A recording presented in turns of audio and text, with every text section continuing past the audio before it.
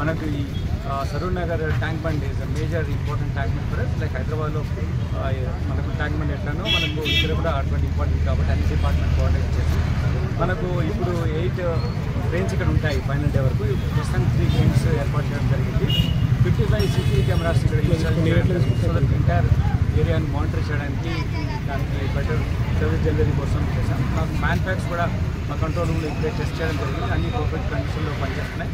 Municipal officials GHMC అఫీషియల్స్తో మాట్లాడి ఇక్కడ water తొందరగా గణేషాస్ ఇమ్మర్స్ అయ్యే విధంగా ఏర్పాటు చేస్తున్నారు.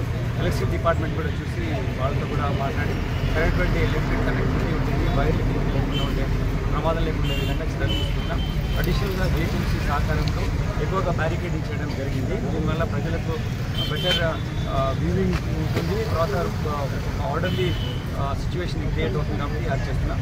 రోడ్డు చిన్న రోడ్డు ఉంది, బట్ రావడం పోవడం జనాలకు ఇబ్బంది కలగకుండా ఫైనల్ డే కన్నా ముందు మేము బ్లాక్స్ ఉన్నాయి, సిమెంట్ బ్లాక్స్ రిమూవ్ చేస్తాం. సో దట్ వైడే స్పేస్ ఉంటుంది. ప్రజలు చాలా ఆన్బికర్స్ ఉంటారు, వాళ్ళందరూ ఉత్సాహభరితంగా ఉంటారు కాబట్టి వాళ్ళు పోలీసులు సహకరించాలి. స్టేట్ ఫెస్టివల్, ఆ ఫెస్టివిటీని బాగా జరగాలంటే వాళ్ళు కూడా every citizen is a police officer is not in uniform అనేది మనకు తెలిసినది కాబట్టి అందరు బాధ్యతంగా చేయాలని కోరుతున్నాం. అందరు అధికారులతో కలిసి పనిచేస్తాం. 5th డే నుంచి ఇంకెక్కువగా ఎమోషన్ వస్తారని మేము హోప్ చేస్తున్నాం.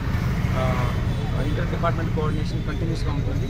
మా control room and other department control room ఉంది. మాకు ఒక వికెట్ కూడా ఉంది, చెక్ పోస్ట్ ఉంది, మా ఆఫీస్ కూడా ఉంది, ఒకటి సబ్ కంట్రోల్ అండ్ ఆఫీస్ ఉంది. రెగ్యులర్ ఇంట్రాక్షన్లో ఉంటాం.